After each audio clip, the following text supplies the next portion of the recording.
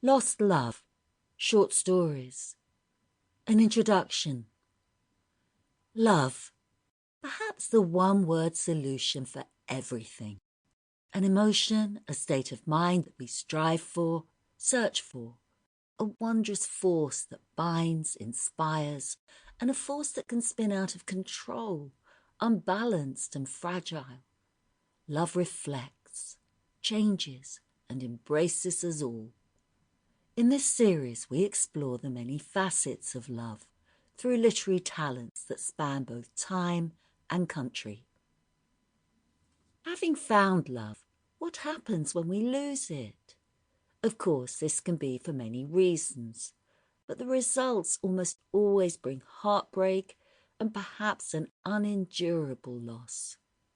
Pain, grief, loneliness, many emotions take root within our hearts. Our classic authors have stories that describe all these feelings and much more. The Altar of the Dead by Henry James. Chapter 1. He had a mortal dislike, poor Stransom, to lean anniversaries, and loved them still less when they made a pretense of a figure.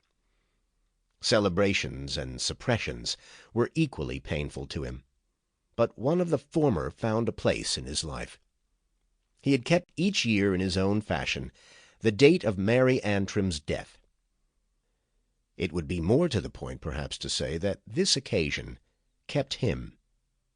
It kept him, at least effectually, from doing anything else. It took hold of him again and again, with a hand of which time had softened, but never loosened the touch. He waked to his feast of memory as consciously as he would have waked to his marriage morn. Marriage had had of old but too little to say to the matter. For the girl who was to have been his bride, there had been no bridal embrace. She had died of a malignant fever after the wedding day had been fixed, and he had lost, before fairly tasting it, an affection that promised to fill his life to the brim. Of that benediction, however, it would have been false to say this life could really be emptied. It was still ruled by a pale ghost, still ordered by a sovereign presence. He had not been a man of numerous passions. Even in all these years no sense had grown stronger with him than the sense of being bereft. He had needed no priest and no altar to make him forever widowed. He had done many things in the world. He had done almost all but one. He had never forgotten. He had tried to put into his existence whatever else might take up room in it, but had failed to make it more than a house of which the mistress was eternally absent. She was most absent of all on the recurrent December day that his tenacity set apart.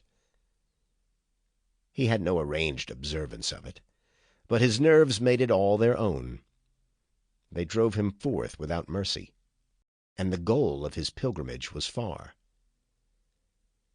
She had been buried in a London suburb, a part then of nature's breast, but which he had seen lose one after another every feature of freshness. It was, in truth, during the moments he stood there, that his eyes beheld the place least. They looked at another image. They opened to another light. Was it a credible future? Was it an incredible past? Whatever the answer, it was an immense escape from the actual. It's true that if there weren't other dates than this, there were other memories. And by the time George Stransom was 55, such memories had greatly multiplied. There were other ghosts in his life than the ghost of Mary Antrim. He had perhaps not more losses than most men, but he had counted his losses more. He hadn't seen death more closely, but had in a manner felt it more deeply. He had formed little by little the habit of numbering his dead.